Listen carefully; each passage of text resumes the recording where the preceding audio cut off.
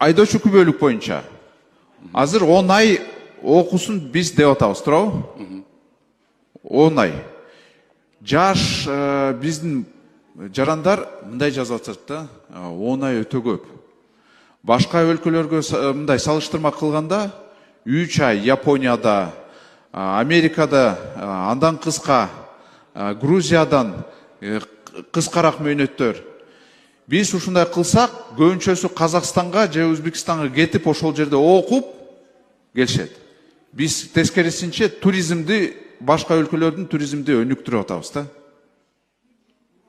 Ушундай эле болуп калат да. Кымбат айдоочу күбөлүк болуп калса, башка өлкөлөргө барып ошол жерде окушат. Көбүнчө жаштар жумушсуз калат. Биз ошого алып баратабыз да. Керек болсо бир күнү жаштар туруп алып чыгат, алар айтат ушуну. Дастан Талабаевич, бул боюнча атайын унаа кызматынын жетекчиси бар. Ошол как раз бул кишилер компетентни жооп берсе. Урматтуу Дастан Талабаевич, Кыргыз Республикасынын президентинин иш башкармасына караштуу транспорт каражаттары жана айдоочу курамдык каттоо бөлүмүнүн директору Саидов. Дастан Талабаевич, сиздин жогоруда белгилеген сурооңуздарга уруксат берсеңиз жооп берип кетейин.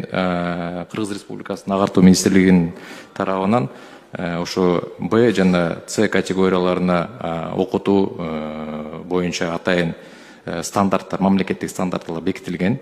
Ошонун алкагында Б категориясы боюнча сиз туура белгилеп кеттиңиз, 10 ай окуу мөөнөтү көрсөтүлгөн. С категориясы боюнча 12 ай мөөнөтү көрсөтүлгөн. Азыркы убакта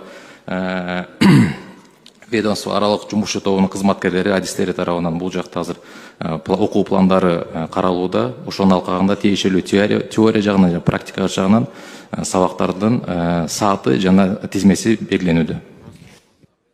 Эми бул туура эмес, мен айттым го, башка өлкөлөргө барып окушат анда. Жаштарга бир топ эле биз силер тоскоолдуктарды кылып атасыңар, жумушсуздук пайда болот.